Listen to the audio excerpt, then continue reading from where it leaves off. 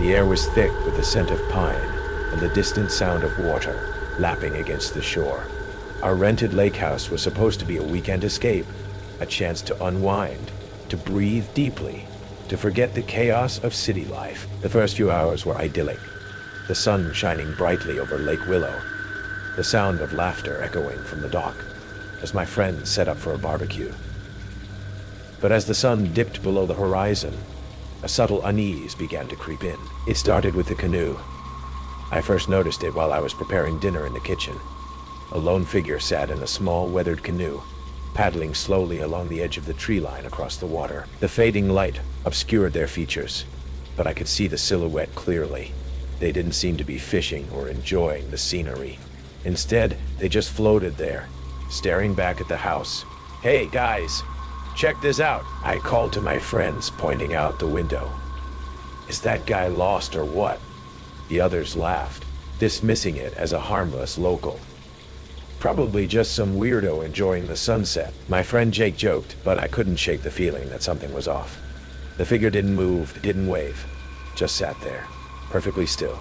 Later that night, after dinner, I stepped outside to get some fresh air. The stars twinkled overhead, and the only sounds were the gentle rustling of leaves and the occasional call of a night bird. I leaned against the railing, trying to shake off the lingering tension from earlier when I heard it. A soft splash, like something breaking the surface of the water. I glanced toward the lake, but the canoe was gone, just an empty stretch of dark water. Maybe he went home, I muttered to myself, but a knot tightened in my stomach. I turned to head back inside when I heard a sound from the direction of the dock. A soft scrape, like something being dragged across wood. I paused, listening intently. Just the wind, I told myself. Just the wind. The next morning, I woke to the smell of coffee and the chatter of my friends in the kitchen. Feeling groggy, I joined them, trying to shake off the unease from the night before. As we laughed and joked over breakfast, I forced myself to forget about the figure in the canoe. But as the day wore on, strange things began to happen. I noticed small details that didn't sit right. The front door, which I was sure I had locked the night before, was slightly ajar. I shrugged it off as a mistake, but there was something unsettling about it. And then there was the sound of footsteps outside, faint but persistent, as if someone was circling the house. "Did you hear that?" I asked casually, trying to mask my growing anxiety.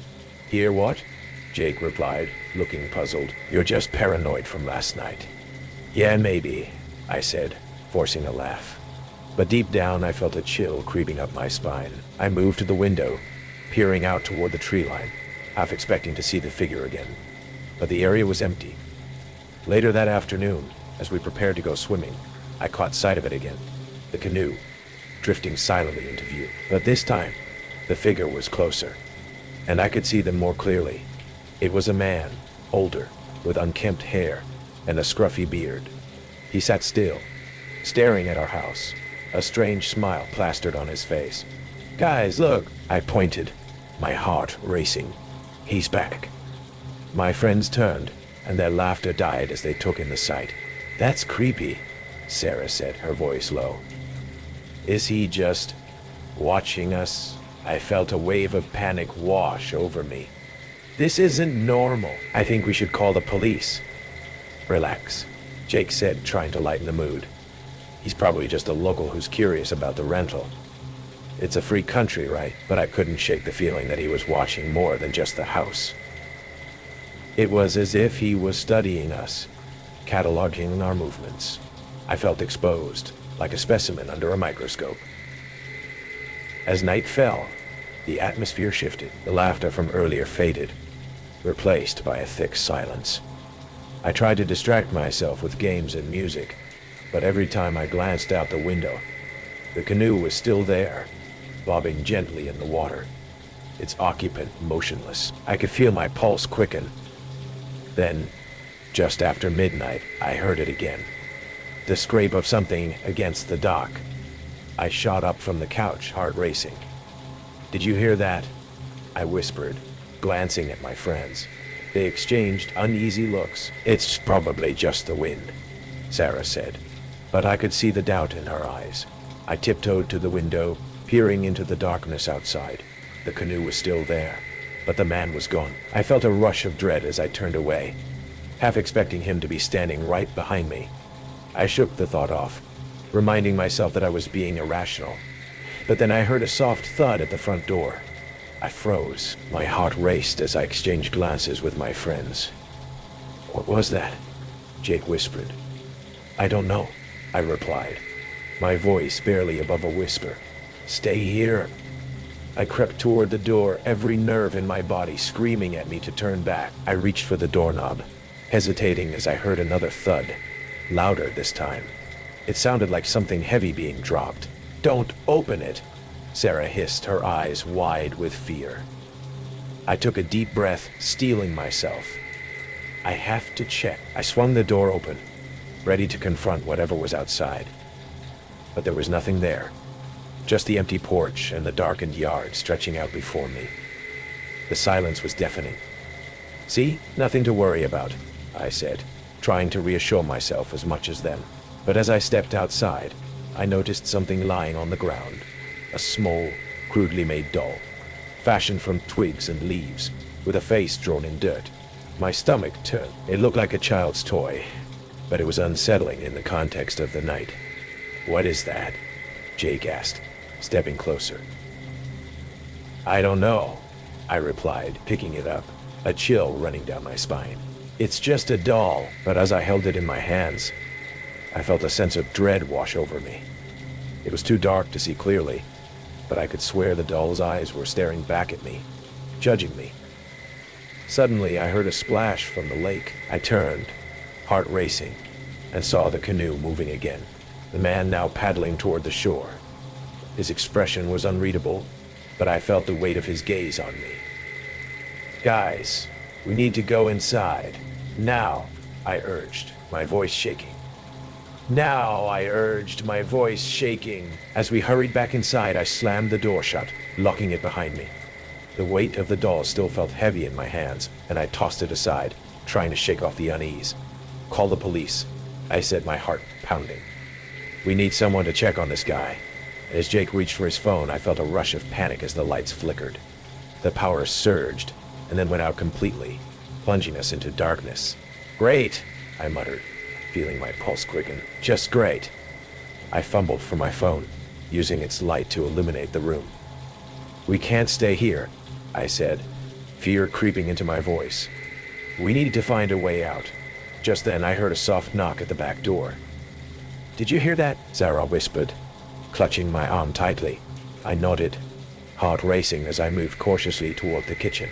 The knocking came again, slow and deliberate, sending chills down my spine. I aimed my phone at the door, illuminating the glass pane, but all I could see was darkness beyond.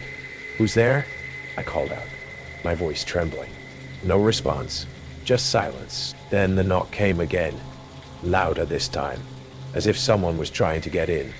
"We need to hide," I said, adrenaline surging. "Now!" We ducked behind the kitchen island, my heart pounding in my chest. I could hear the footsteps outside, slow and methodical, as if whoever it was taking their time. I felt a wave of nausea wash over me, panic clawing at my throat. "Please, just go away," I whispered, praying that whoever was out there would lose interest. But the knocking continued, relentless, punctuated by the sound of footsteps circling the house. I glanced at Jake, who was pale and shaking, and Sarah, who was biting her lip nervously. We were trapped, and I could feel the walls closing in. Then I heard it, a soft voice, barely audible, coming from outside. "Let me in, please. I just want to talk." My blood ran cold. It was the man from the canoe. "Go away," I shouted, my voice cracking. "I'm calling the police." I heard him laugh softly, the sound sending chills down my spine. "You don't need to call anyone. We can work this out together." Suddenly, the lights flickered back on, illuminating the kitchen. I could see the back door clearly. It was locked, but the man was right outside, his face pressed against the glass, a twisted smile on his lips. "Let me in, Morgan.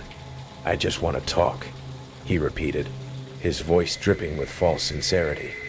I felt paralyzed with fear, unable to move. I glanced at Jake, who was staring wide-eyed at the door.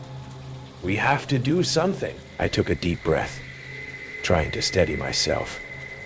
"We need to stay quiet," I whispered. "If he thinks we're not here, he might leave." But just as I said that, I heard a loud bang against the door, followed by a crack. The man was trying to force his way in. "Let me in," he shouted, voice rising in anger. "I know you're in there." I grabbed my phone, ready to call 911 again, but the signal was weak. I could feel panic rising as I realized we were completely cut off. "Please, just leave," I shouted, my voice shaking. "We'll call the police." But he only laughed again, a low, chilling sound that echoed in the kitchen. A low, chilling sound that echoed in the kitchen. "You're not in control here, Morgan." "I am." The door rattled again, and I could see the handle twisting. My heart raced as I looked around for anything I could use as a weapon. The kitchen was sparsely equipped, but I spotted a heavy frying pan hanging on the wall. "Get ready," I whispered to Jake and Sarah, gripping the handle tightly.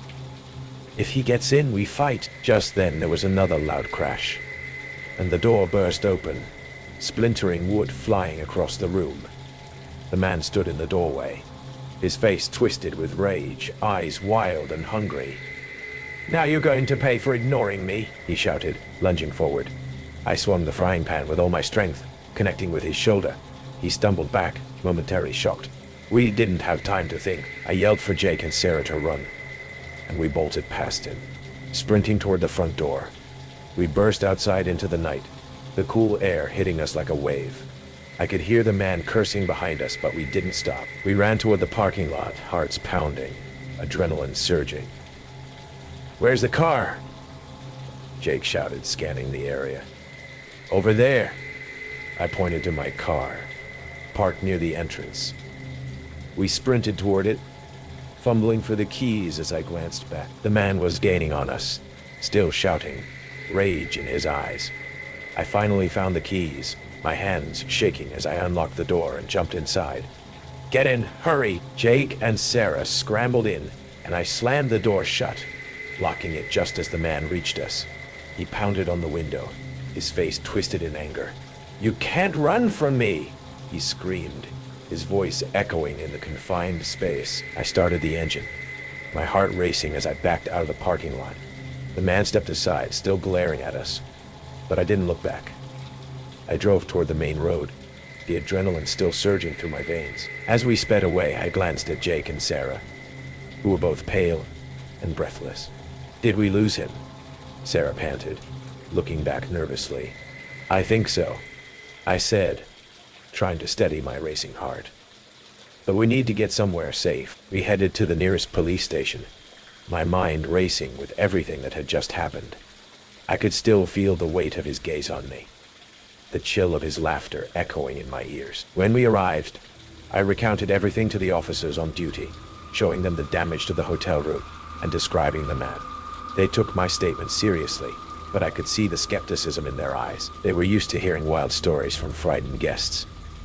As they began their investigation, I felt a wave of relief wash over me, but a lingering dread settled in my chest. Even though I had escaped, the knowledge that someone had been watching me, planning, lurking in the shadows, haunted me. In the days that followed, I learned that the man had a history of stalking women and was wanted in connection with several other incidents across the state. They eventually caught him, but the fear never fully left me. I moved back home, away from the memories of that night, but I still check the locks on my doors twice before bed. I look out the window before I leave the house, scanning for shadows that don't belong. I can't shake the feeling that I'm still being watched, that somewhere out there he might be waiting for his next opportunity. Because sometimes, the most terrifying part of survival isn't just the fear of immediate danger. It's the knowledge that someone out there knows you, knows your habits, and is just waiting for the right moment to strike again. The sound of wood scraping against wood drifted across Pine Lake at exactly 5:30 a.m., like clockwork. Every morning for the past week, that rhythmic scratching had pulled me from sleep. Through the cabin's thin walls, I could hear it clearly, the deliberate, methodical sound of someone whittling on the porch across the water. I pressed my face against the bedroom window, and squinted through the morning mist. There he was, the old man from the only other occupied cabin on our stretch of the lake, sitting motionless in his rocking chair, a knife glinting in his weathered hands. He never moved when I watched him. Never acknowledged my presence, just sat there, carving, his pale eyes fixed in my direction like he was studying something fascinating. My wife Jenny and I had rented this cabin in northern Minnesota for our 10th anniversary. 2 weeks of isolation to reconnect after a brutal year of work, stress, and fertility struggles. The rental agent mentioned there was one permanent resident on the lake, an elderly man who kept to himself, but she'd made him sound harmless, quaint even. She didn't mention the staring. The first few days I'd tried to be neighborly. I'd wave when I saw him on his porch. He'd just continue whittling, those pale eyes tracking my movements without any acknowledgement. Jenny said I was being paranoid, that some people were just antisocial. But on Tuesday morning, I noticed something that made my skin crawl. Through my binoculars, I could see that his porch was covered in wood shavings. Not the neat pile you'd expect from casual whittling, but layers upon layers of curled wood strips, like he'd been carving obsessively for months. Maybe years. What do you think he's making? I asked Jenny over coffee. She glanced across the water and shrugged. Probably just passes the time. Old men need hobbies. But I couldn't shake the feeling that this wasn't a hobby. It was something else entirely. Wednesday night, I woke to the sound of our canoe bumping against the dock. The rhythmic thumping was soft but persistent, like someone gently pushing it back and forth. I checked the clock. 2:17 a.m. I slipped out of bed and crept to the window. The lake was black as oil under the moonless sky, but I could make out the white hull of our canoe floating about 10 feet from the dock, drifting freely. That's impossible, I whispered. I'd tied it securely before bed, double-checked the knots like my dad taught me. Canoes don't just untie themselves. I grabbed a flashlight and went outside. The night air was thick with the smell of pine and something else, something organic and rotten, like dead fish. Using a long branch, I managed to pull the canoe back to the dock and retie it, this time with sailor knots that couldn't possibly slip. As I worked, I felt eyes on me. I looked across the water toward the old man's cabin. A single light glowed in his window, and I could see his silhouette standing perfectly still, watching me struggle with the canoe in the dark. Thursday morning, the canoe was gone again. I'm telling you, someone's messing with us, I said to Jenny as we ate breakfast. That boat was tied tight. Maybe it's just the current, she suggested, but I could hear doubt creeping into her voice. We searched the shoreline for an hour, before finding it wedged between two fallen logs, about a quarter mile down the lake. When I waded out to retrieve it, the smell hit me like a physical force. Death, decay, the sickly sweet stench of rotting flesh. The canoe was filled with dead fish. Not just a few, dozens of them, all different sizes and species, piled in the bottom like some grotesque offering. Northern pike, with their razor teeth, walleye with clouded eyes, bass with their mouths gaping open in silent screams. And sitting on top of the putrid pile was a single muddy work boot, size 11, with something dark staining the leather. Jesus Christ, Jenny whispered, covering her nose with her shirt. What kind of sick person does this? I looked across the water. The old man sat on his porch in his rocking chair, whittling knife, moving in steady strokes. Even from this distance, I could feel his satisfaction, like he was savoring our reaction. We're leaving, I said, right now. But Jenny was already walking back toward our cabin, her shoulders set with determination. I am calling the police first. This is harassment. The nearest sheriff's station was 40 minutes away. Deputy Martinez arrived 3 hours later, a young Hispanic woman who looked skeptical from the moment she stepped out of her patrol car. Do you think your neighbor put dead fish in your canoe? She asked, notepad ready. I know he did, I said. He's been watching us, and the canoe keeps disappearing. This morning we found it like this. She examined the scene, took photos, asked routine questions. But when I pointed across the water to show her the old man's cabin, her expression changed. You're talking about Earl Hutchins? She asked. You know him? Earl's been living on this lake for 30 years. never had a single complaint against him. She paused, studying my face. Though I should mention, his son went missing 15 years ago. They never found the body. The words hit me like ice water. Missing how? Fishing accident, supposedly. Boat capsized during a storm. Earl was the only witness. She closed her notepad. Look, I'll have a chat with him. But unless you have proof he did this, there's not much I can do. After she left, Jenny and I spent the afternoon cleaning out the canoe and trying to ignore the smell that seemed to cling to everything. As evening approached, I noticed that the whittling sound had stopped. The old man's porch was empty. That night, I lay awake listening for any sound from across the water. Around midnight, I heard the soft splash of oars cutting through water. I crept to the window and saw a small rowboat moving across the lake, heading directly toward our shore.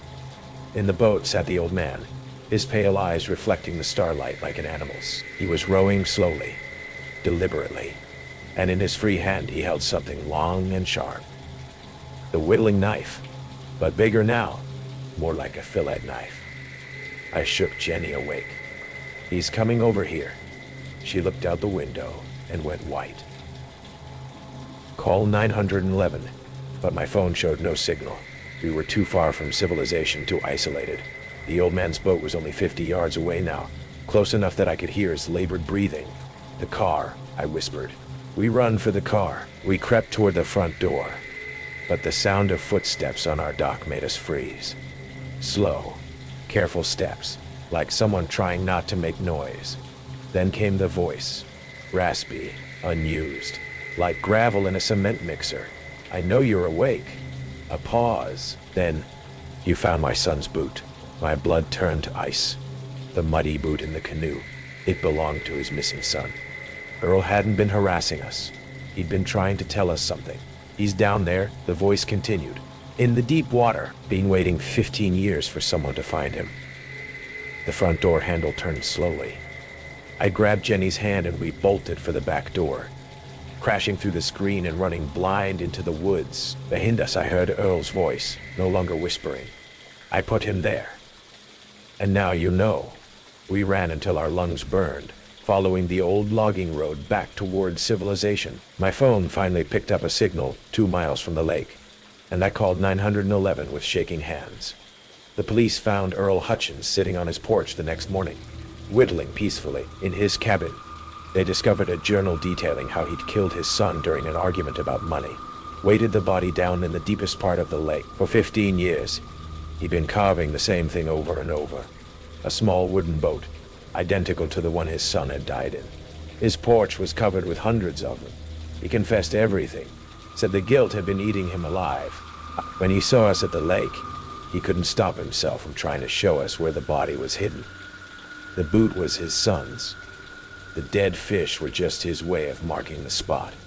Earl died in county jail 3 months later. Heart attack, they said. But sometimes I wonder if it was just the relief of finally telling someone the truth.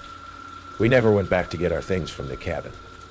The rental company can keep our deposit. But even now, 2 years later, I sometimes wake up at 5:30 a.m. to the sound of wood scraping against wood. And I have to remind myself that Earl Hutchins is dead. The sound is just in my head. At least, I hope it is. The scratching started the first night. A faint, intermittent scratch from somewhere beneath the floorboards in the kitchen. Probably just mice, settling in like us, Dad had said. His voice echoing a little too loudly in the mostly empty lake house. But even then, a tiny cold worm of unease had burrowed into my gut. Why did it sound so deliberate? My name is Alex. I'm 17. My parents, ever the optimists, had just bought this fixer-upper on the shores of Blackwood Lake for a song. Good bones, Mom had chirped, ignoring the peeling paint, the musty smell, and the way the wind seemed to whisper through cracks in the old window frames. It was supposed to be our big family adventure, a summer spent renovating, swimming, escaping the city. The house was isolated, surrounded by dense woods, the nearest neighbor a good half-mile down a winding dirt road, perfect for peace and quiet. or so we thought. The first few days were a chaotic blur of unpacking boxes, scrubbing floors, and swatting mosquitoes. The scratching sounds continued, mostly at night, always from the kitchen area. We'd all hear it. Dad would bang on the floor, and it would stop, only to resume a few minutes later. A little softer, a little more furtive. Definitely squirrels got in under there, he declared. Though his smile didn't quite reach his eyes, I started feeling watched, especially in the kitchen. Sometimes I'd walk in and get this weird sensation, like someone had just been there, the air still vibrating with their presence. I told myself I was just jumpy from the new, creaky old house. Then Mom found the door. We were clearing out the old pantry, a cramped, windowless space off the kitchen. Behind a stack of forgotten, rusted cans of what might have once been peaches was a low, roughly cut wooden door set into the floorboards, almost invisible unless you were looking for it. It had no handle, just a small recessed metal ring. A crawl space, obviously. Well, that explains the scratching, Dad said, a little too heartily. Critters must have made a nest down there. I'll get some traps tomorrow. But the scratching didn't sound like critters anymore. It sounded like dragging, like something heavy being pulled across rough earth. And sometimes, very faintly, I'd hear what sounded like muffled voices, too indistinct to make out words, but undeniably human. My parents dismissed it. Old pipes, Alex. Sound travels funny in these old places, but their reassurances felt thin, forced. The feeling of being watched intensified. I started noticing things out of place. A coffee mug moved from where I'd left it.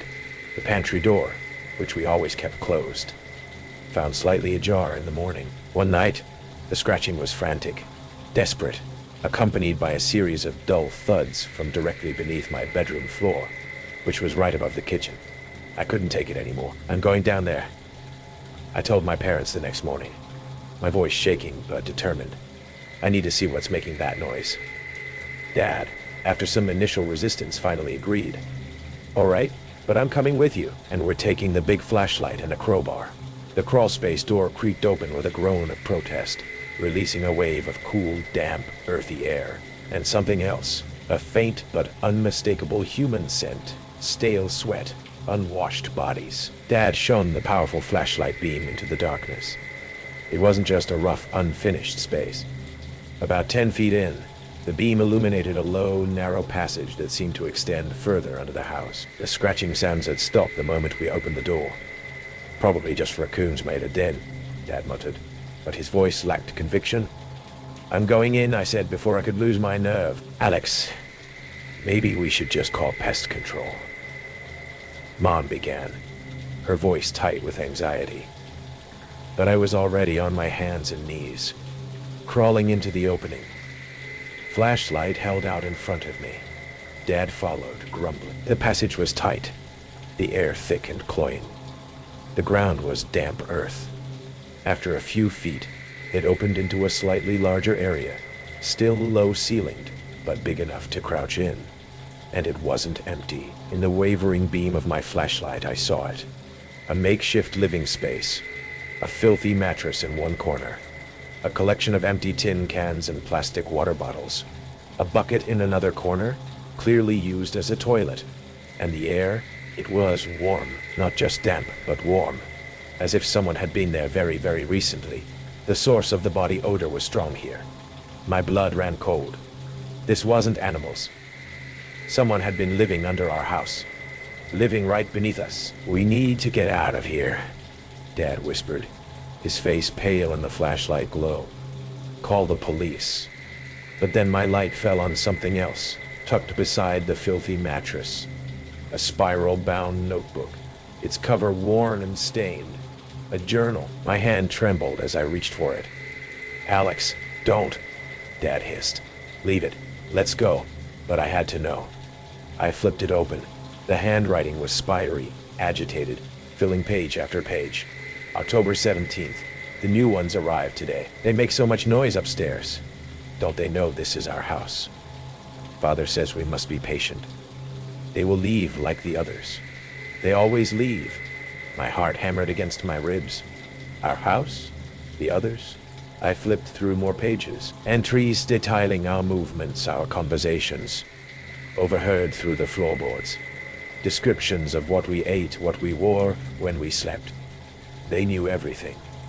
November 3rd. The boy. That's me, I realized with a sickening lurch. Almost found the pantry door. Father was angry. Said we must be quieter. Mother cried all night. The little one is sick again. The dampness down here. November 10th. They found the door. They know. Father says it's time. Time to make them understand. This house chose us. It will always choose us. The last entry was dated that very morning. The boy is coming down. He's curious. Father says curiosity is how the house tests them. He says the house will tell us what to do with this one. A floorboard creaked above us, in the kitchen. Then another. Slow, deliberate footsteps. They knew we were down here. They knew I had the journal. There in the house, I gasped, scrambling backwards, shoving the journal into my pocket.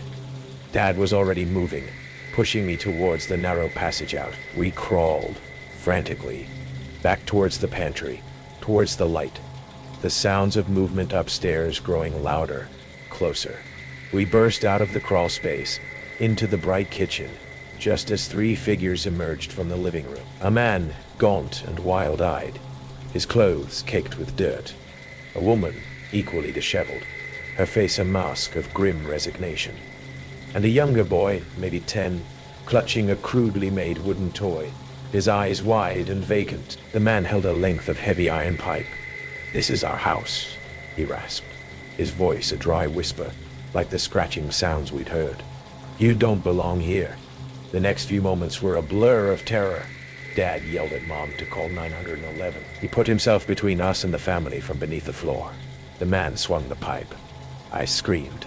The police arrived to a scene of chaos. The family, the Holloways, according to the journal, didn't fight. They just surrendered, their eyes empty, as if their connection to the house, their strange, subterranean world, had been severed. They'd been living under that house for years, apparently, descendants of the original owners, a family that had lost the property to foreclosure generations ago, but had never truly left, creating a secret world beneath the floorboards, believing the fear of the house was still rightfully theirs, scaring off or dealing with anyone who tried to stay too long.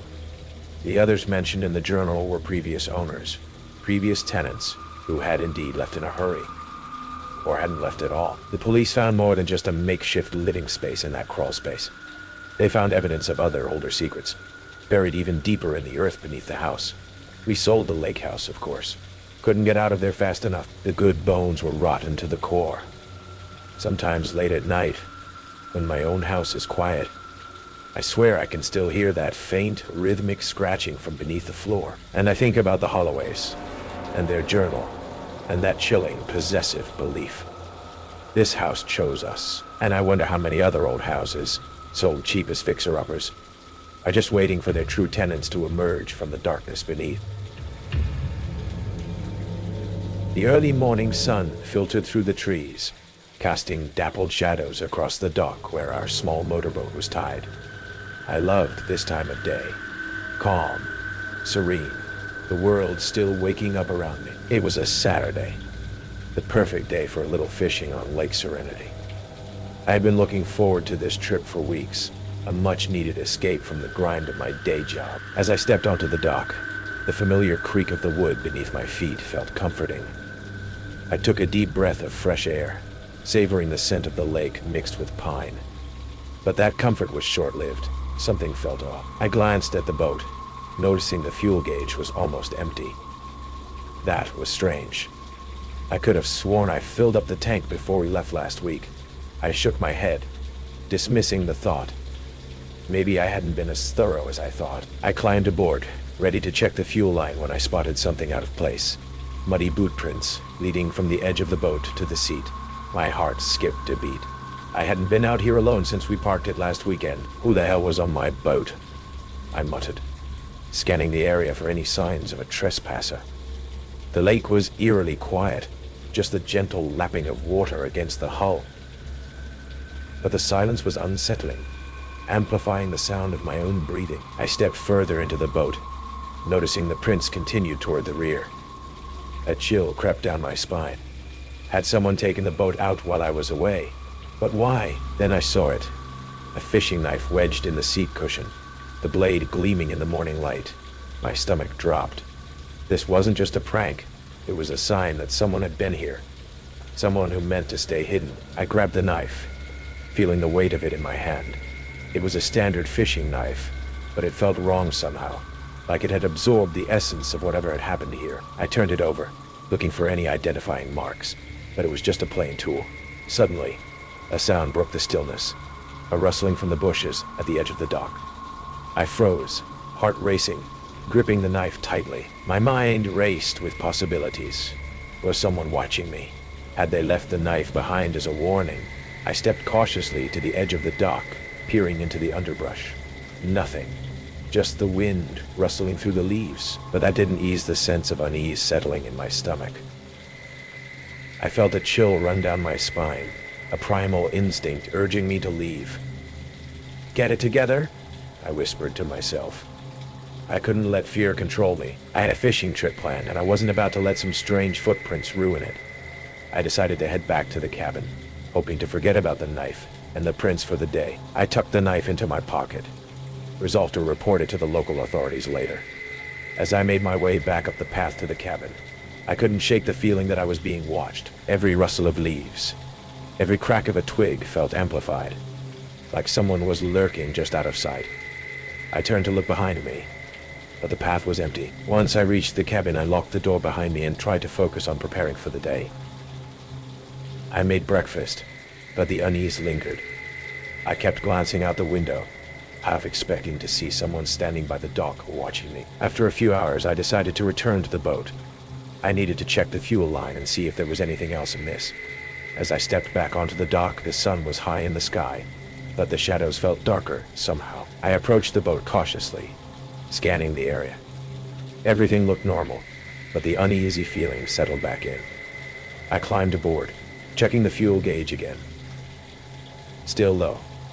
I opened the compartment to check the fuel line, but it looked fine. Then I noticed something else, a slight disturbance in the water near the dock.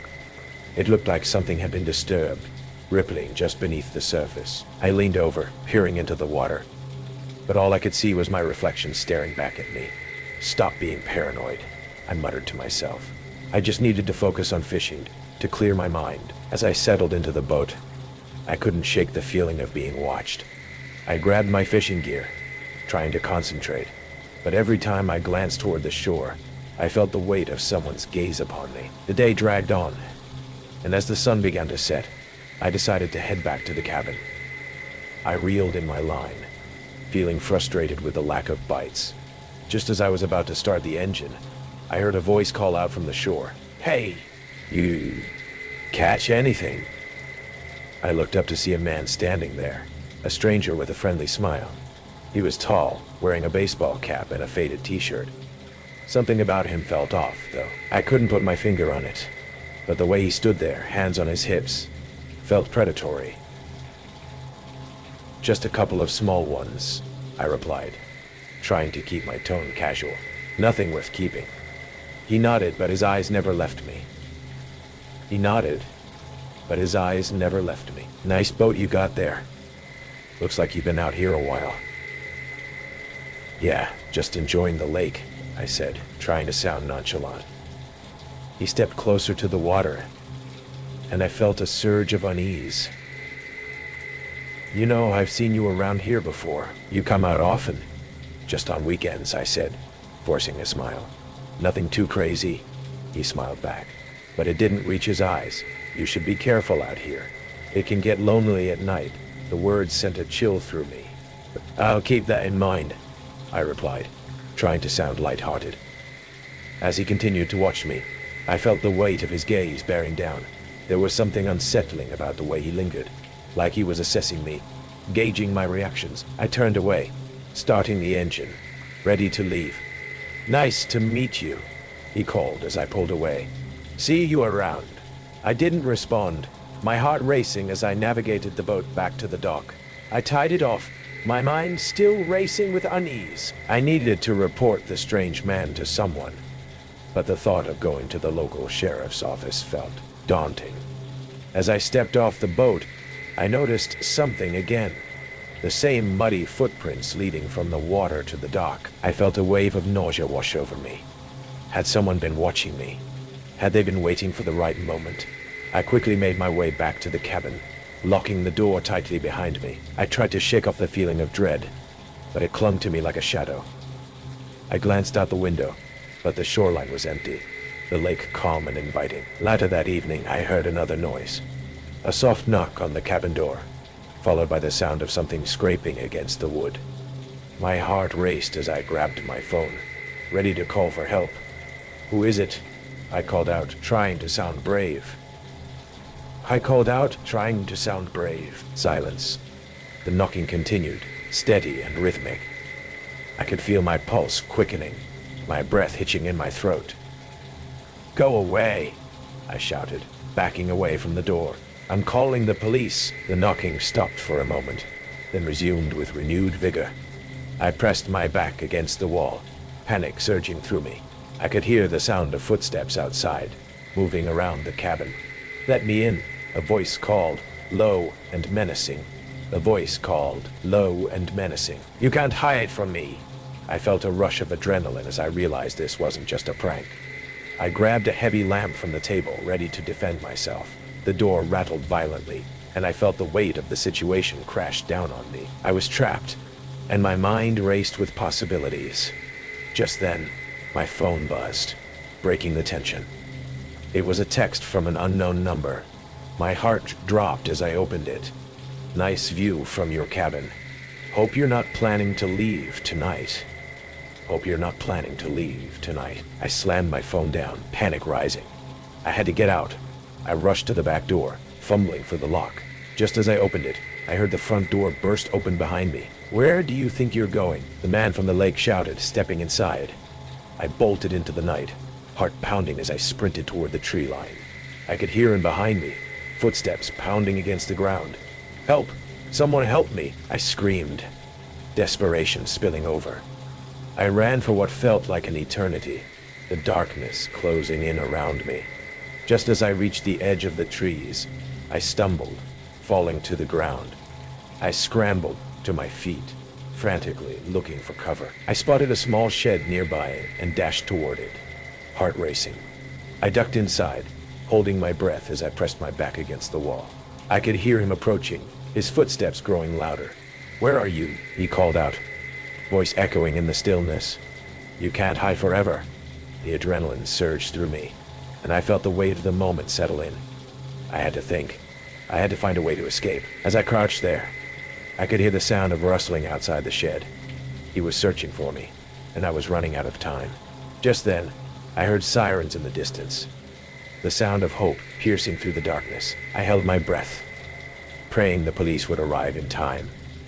The rustling outside stopped, and I felt a surge of fear as I realized he was right outside the shed, waiting for me. Come out, wherever you are," he taunted, his voice low and menacing. I grabbed a rusty shovel lying on the floor, ready to defend myself. "Last chance," he shouted, stepping closer. "You can't escape." Just as I was about to make a break for it, the sound of police lights illuminated the night outside. I heard voices shouting, and the man froze, realizing he was no longer alone. "Get on the ground," an officer shouted from outside. "In!" I could hear the sound of footsteps approaching, and the man cursed under his breath. "This isn't over," he shouted before bolting away from the shed, disappearing into the darkness. The officers arrived just in time, their flashlights cutting through the night. They found me trembling inside the shed, and I quickly explained everything. About the man, the lake, the strange occurrences. They took my statement seriously, and I could see the concern on their faces. They searched the area but found no trace of him. They told me he was likely a known offender, someone who had been stalking women in the area. In the days that followed, I struggled to shake the feeling of being watched. I moved away from that cabin, trying to escape the memories of that night, but the fear never fully left me. I still find myself looking over my shoulder, checking the locks on my doors, and avoiding secluded places. Because the truth is, the real horror lies not in the confrontation itself, but in the knowledge that someone was there, watching, waiting for their moment to strike. And sometimes, I wonder if he's still out there, lurking in the shadows, ready to make his next move. Don't stay longer than 3 nights. He comes after dark. The words, scrawled in shaky, faded red ink in the lake house guest book, seem to leap off the page, a stark warning in an otherwise cheerful litany of lovely views and great fishing. The rest of the page, whatever else that terrified hand had written, had been violently torn away. Why would someone write that? And who exactly was he? My name is Sarah, my boyfriend, Liam, and I had rented the Heron's Nest, a rustic little cabin on the shores of Mirror Lake, for a much-needed week-long getaway. It was early October, the leaves just starting to turn, the air crisp and clean. The cabin was exactly as advertised. Charmingly old-fashioned, a bit isolated, with a massive stone fireplace and a screened-in porch overlooking the water. Perfect for disconnecting, or so we thought. We'd arrived late Friday afternoon, unpacked, and built a crackling fire. It was cozy, idyllic. Liam found the guest book on a dusty shelf in the living room, tucked between a tattered copy of Moby Dick and a bird-watching guide. We were laughing at some of the overly enthusiastic entries when we turned the page and saw it. That chilling anonymous warning. Liam tried to brush it off. Probably just some kids messing around, trying to spook the next renters, he said, though his smile didn't quite reach his eyes.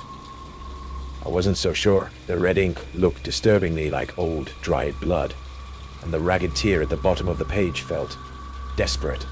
Still, we were here, paid for. What were we going to do? Turn around and drive 5 hours back to the city because of some creepy note? The first night was uneventful, filled with the usual sounds of an old house settling and the distant call of a loon across the lake. I told myself the note was just a silly prank. But the next morning, as I was making coffee, I noticed the back door, the one leading to the woods, was slightly ajar. I distinctly remembered locking it, even checking the deadbolt before we went to bed. Liam swore he hadn't touched it. Wind, maybe, he suggested. But there hadn't been any wind. A small, cold knot of unease began to tighten in my stomach. That day, we went for a hike on one of the trails that supposedly looped around the lake. The trail markers were old, faded, and in some places, completely gone. We got a little lost, the woods around us growing denser, darker, the silence unnerving. I kept feeling like we were being watched, catching fleeting movements in my peripheral vision, hearing the snap of a twig just out of sight. Liam felt it too, though he tried to play it cool. Probably just deer, he'd said, but his hand kept straying to the small hatchet he'd brought for chopping kindling. We eventually found our way back to the cabin, shaken, the pleasant hike curdled into a tense, hurried retreat. Sunday night, our second night. The unease was a constant companion now. Every creak of the floorboards, every rustle of leaves outside the window, sounded amplified, menacing. Around midnight, we were jolted awake by a sound from outside. A rhythmic, metallic scraping, coming from the direction of the old, disused boat shed down by the water's edge. It stopped as soon as Liam threw open the bedroom window and shouted into the darkness. We saw nothing, heard nothing more. Probably just raccoons trying to get into the trash cans, Liam said, his voice a little too loud, a little too forced. But raccoons don't usually make sounds like metal dragging on stone, and the trash cans were by the front porch, not the boat shed. Was I overreacting? I kept asking myself. Liam was trying to be rational, but I could see the worry in his eyes too. The guestbook entry, the open door, the feeling of being watched in the woods, the scraping sounds. It was all starting to feel less like a series of coincidences and more like a deliberate, escalating pattern. Monday, our third day. We tried to make the best of it, went for a swim in the cold, clear lake, had a barbecue, but the shadow of that warning, don't stay longer than 3 nights, loomed over everything. As dusk began to settle, A thick fog rolled in off the lake, swallowing the cabin in a gray, silent embrace. The isolation, once charming, now felt suffocating. We double-checked all the locks, wedged a chair under the back doorknob. Around 10 p.m., the power flickered, then died, plunging us into absolute darkness. Liam fumbled for his phone, its flashlight beam, a weak, dancing circle in the oppressive black. "Probably just the storm," he said, though there was no storm, just the fog and the silence. Then we heard it, a soft, almost gentle tapping at the front door. Tap, tap, tap. Not frantic, patient. "Who's there?" Liam called out, his voice tight. "Who's there?"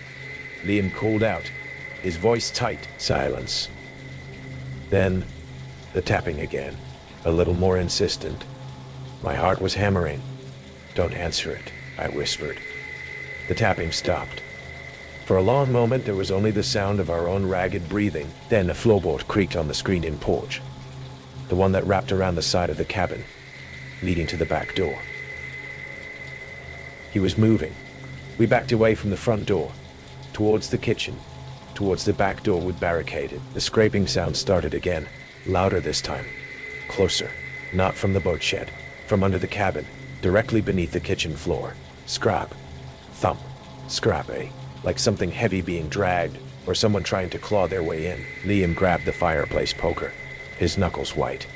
I fumbled for my phone trying to dial 911, but there was no service. Of course, the scraping stopped. The silence that followed was worse. Then, a low, guttural chuckle from just outside the kitchen window, a window that looked out onto the dark, foggy woods. A face appeared in the glass, pressed close, distorted by the condensation. Pale gaunt, with eyes that seemed to reflect no light, just a deep, empty hunger.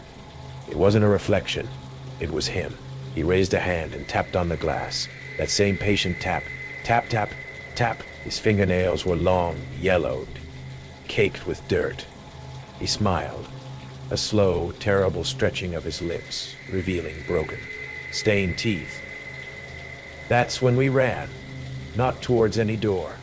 We knew he was out there, waiting. Liam smashed the bedroom window with the poker, the sound of shattering glass deafening in the silence. We scrambled out, cutting ourselves on the shards, into the cold, foggy night, not knowing which way to go. Just away from the cabin, away from him. We could hear him shouting behind us, a strange, high-pitched, almost animalistic cry of rage and frustration. We ran blindly through the woods, stumbling, falling, the fog disorienting us, the sounds of pursuit crashing through undergrowth, that awful keening cry, sometimes close, sometimes further away. We eventually hit the main road, miles from the cabin, just as the first gray light of dawn was breaking. A passing trucker, his face a welcome sight of sanity, picked us up. The police investigated. The cabin, when they reached it, was empty. The back door was still barricaded from the inside. The broken window was the only sign of our frantic escape. There was no sign of forced entry, no sign of anyone else having been there except for one thing. The guest book lay open on the living room floor. Turn to that fateful page. Beneath the shaky red ink warning, someone or something had added a new entry in what looked like fresh, wet mud. "You should have listened. He always comes." They never found who he was.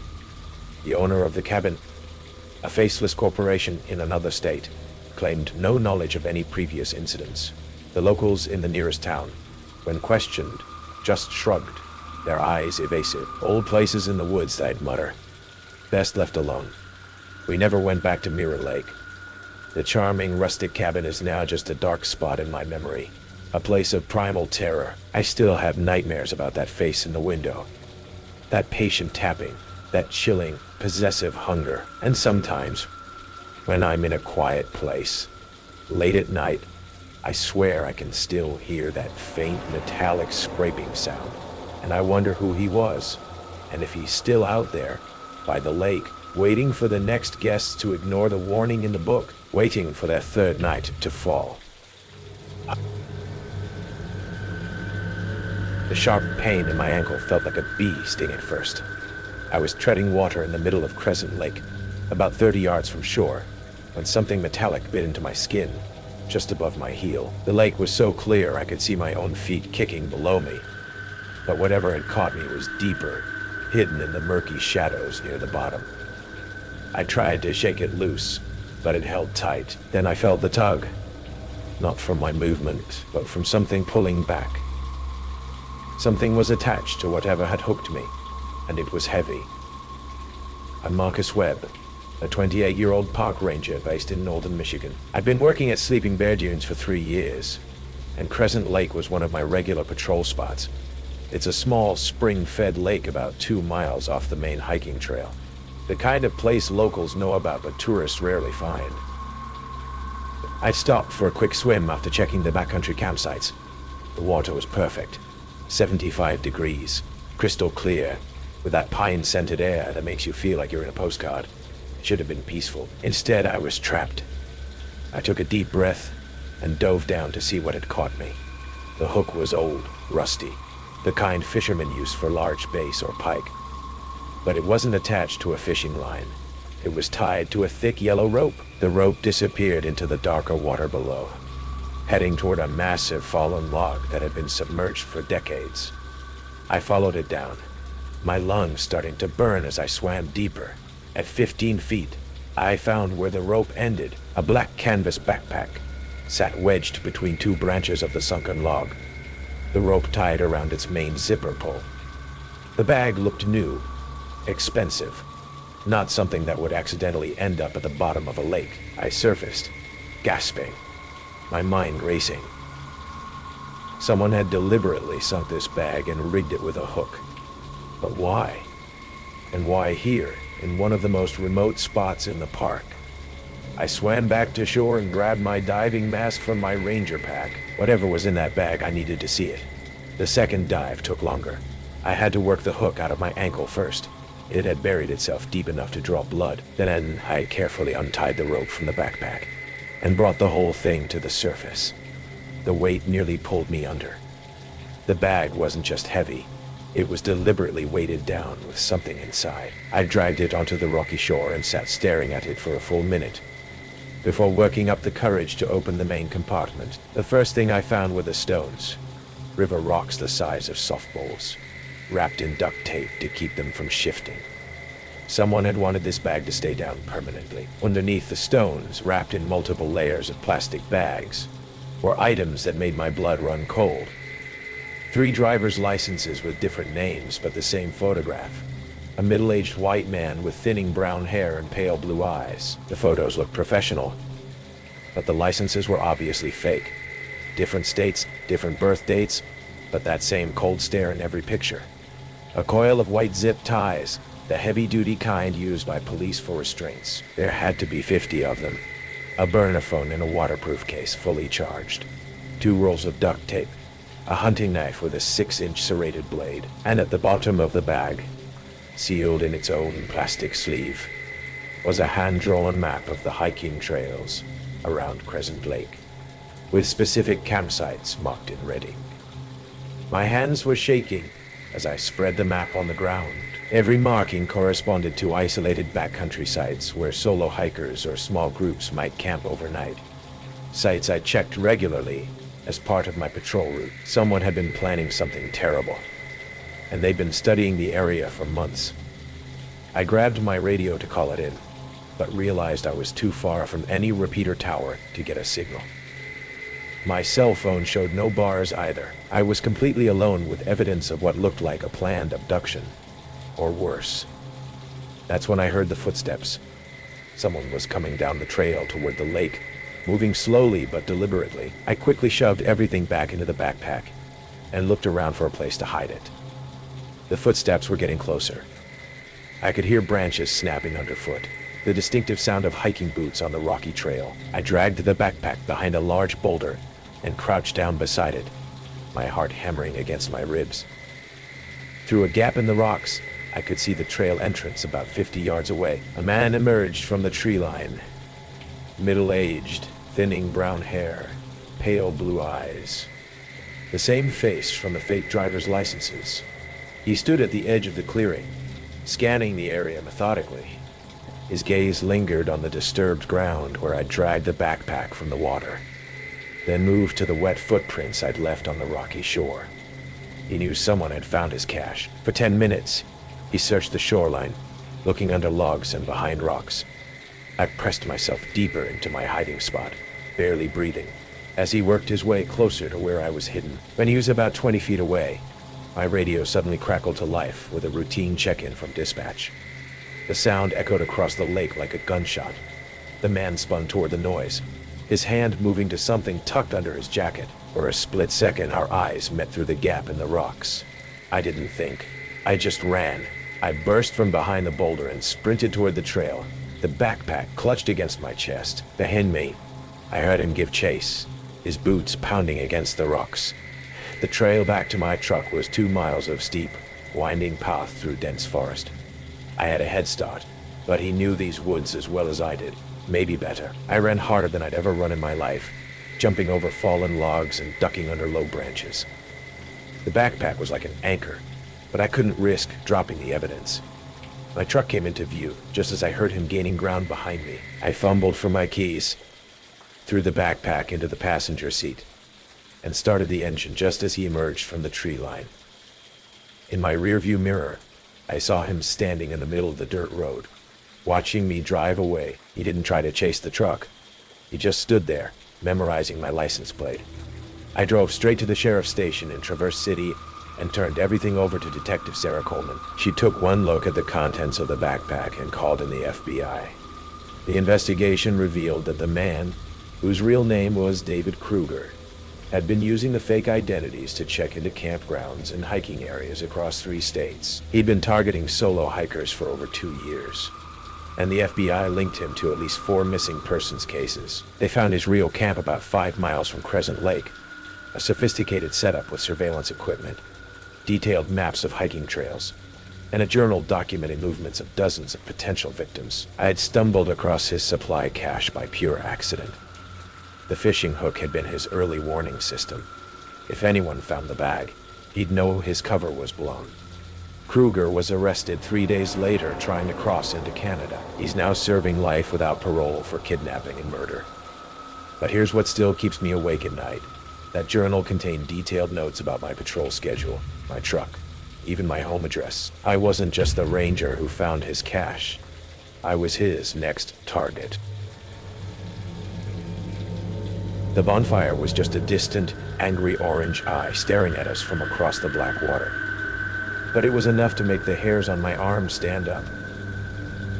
Probably just kids, Amy had said, her voice a little too bright. But kids don't usually pick Crow Island for their late-night parties. Not if they've heard the stories. My name is Jake. My girlfriend, Amy, and I had rented a little cabin on the shores of Whisper Lake for a long weekend to get away from the city grind. It was early fall. The air crisp, the woods around the lake, a riot of color. Our cabin was cozy, isolated with a wide deck overlooking the water. And out in the middle of that water, maybe a quarter-mile from our dock, sat Crow Island, a small, densely wooded, and supposedly uninhabited patch of land. The rental agent, a chatty local named Mrs. Gable, had chuckled when I asked about it. "Oh, that's just Crow Island, dear. Bit of bad luck, that place. Folks around here mostly leave it be." She hadn't elaborated. Our first night, Friday, was perfect. Crackling fire, a bottle of wine, the kind of deep, enveloping silence you only get miles from anywhere. Around midnight, I stepped out onto the deck for some air. The lake was like black glass. That's when I first heard it. A faint, rhythmic thump, thump, like a distant drum or someone beating on hollow wood. It seemed to be coming from the direction of the island. I strained my ears. It was barely audible over the chirping of crickets. Wind, I told myself. Or maybe my ears were playing tricks in the silence. Then, a sudden, inexplicable chill, despite the mild night. I scanned the dark shoreline of Crow Island. For a split second, I thought I saw a glint of light, like eyes reflecting our porch lamp, before it vanished. Just the woods playing tricks, right? Or was something, or someone, really out there?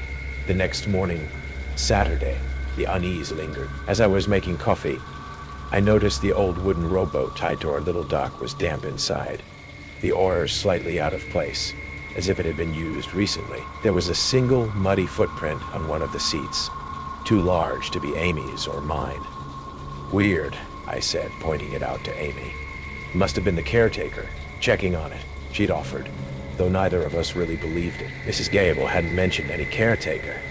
That afternoon, we tried to shake off the feeling by exploring a nearby hiking trail. The woods were beautiful, but I couldn't shake the sensation of being watched, the feeling that we weren't entirely alone. We cut the hike short as dusk began to settle. Back on our deck, we saw it clearly, the bonfire on Crow Island. We saw it clearly, not just a flicker this time, but a significant blaze, flames leaping high above the tree line, casting dancing, unsettling shadows across the dark water. It was too large, too deliberate for a casual campfire. Who was out there, and why on an island everyone supposedly avoided? Sunday morning, the curiosity, now laced with a definite thread of dread, was too much. I'm rowing out there, I told Amy. I need to see what that was. She was hesitant, reminding me of Mrs. Gable's bad luck comment, but she knew better than to try and stop me when I got that look in my eye. She stayed on the deck, a small, worried figure, as I pushed the old rowboat into the water. The island was eerily silent as I approached. No birdsong, just the lapping of water against the hull. I pulled the boat onto a small, muddy beach. The air was still and heavy, thick with the smell of damp earth and cold ashes. I followed a faint, almost invisible path into the trees. It led to a small clearing. In the center were the smoldering remains of a massive bonfire, and staked around it, in a rough, uneven circle, were about a dozen crude wooden crosses, each about 3 feet high. Draped over each cross was a piece of recently torn clothing, a strip of faded blue denim, a child's brightly colored sock, a tattered piece of what looked like a woman's flannel shirt. They weren't scarecrows. They looked like grave markers, or worse, effigies. The pieces of clothing looked fresh, recently torn. My stomach churned. I felt a wave of nausea, a primal urge to flee. I took a few quick, shaky photos with my phone, then scrambled back to the rowboat, my heart hammering against my ribs. We need to leave, I told Amy, as soon as I got back, my voice hoarse. I showed her the pictures. Her face went pale. We started packing, a frantic, silent energy between us. We'd stay one more night, tonight, Sunday, only because it would be dark soon, and the thought of driving those winding mountain roads in the pitch black, after what I'd seen, was almost as terrifying as staying. One more night, Liam had said in that guestbook story I'd heard. The thought sent a fresh shiver down my spine. That night, the sounds from the island started earlier, just after full dark. Not drumming this time, chanting, low, guttural, rhythmic. And then, a single muffled shout, quickly cut off, followed by a splash from the direction of the lake. My blood ran cold. Amy was white-knuckled, staring out at the black water. "Jake," she whispered. "What if those clothes? What if they weren't just left there?" We didn't sleep. We sat in the dark living room, the fireplace poker and my heaviest mag light between us, listening. Around 2 a.m., the sounds from the island stopped. An hour later, just as a sliver of moon began to rise, we heard noises around the cabin. Twigs snapping just outside the windows, the soft thud of something heavy landing on the porch, then the unmistakable metallic scrape of someone trying the back door knob. We triple-locked it. I crept to the window, peered through a crack in the curtains. Shadowy figures, at least 3 of them, were moving silently around the perimeter of the cabin, testing windows, probing for a way in. They were dressed in dark, shapeless clothing, their faces obscured by the gloom, and what looked like crude hoods or masks, similar to the ones hinted at in the photos I'd found in that other story, the one about the logging road. My mind reeled. Was this connected?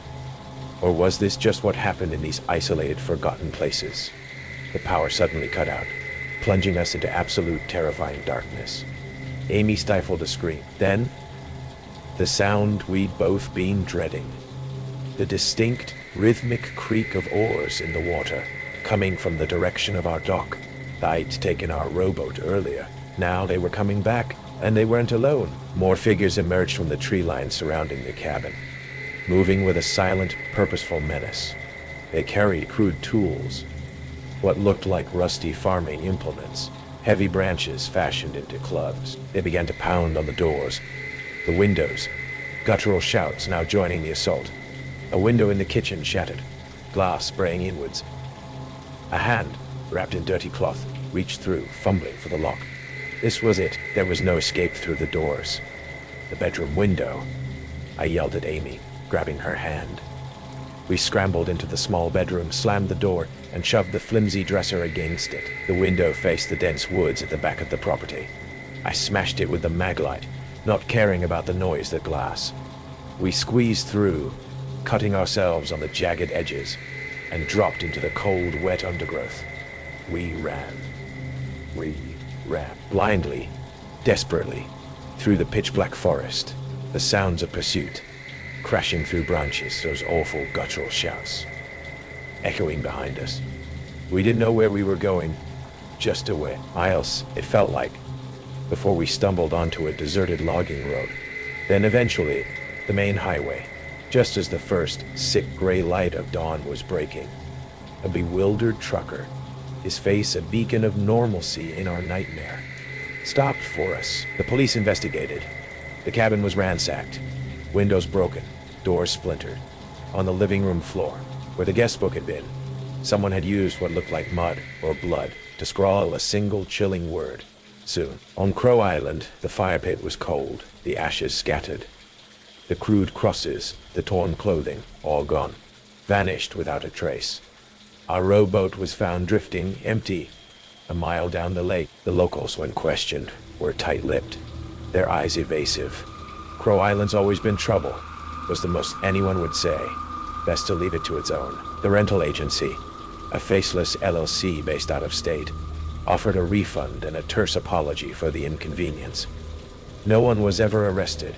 We never went back to Whisper Lake. The memory of those shadowy figures, the bonfire, the chilling effigies, the face at the window in that other story I'd heard that now felt terrifyingly real.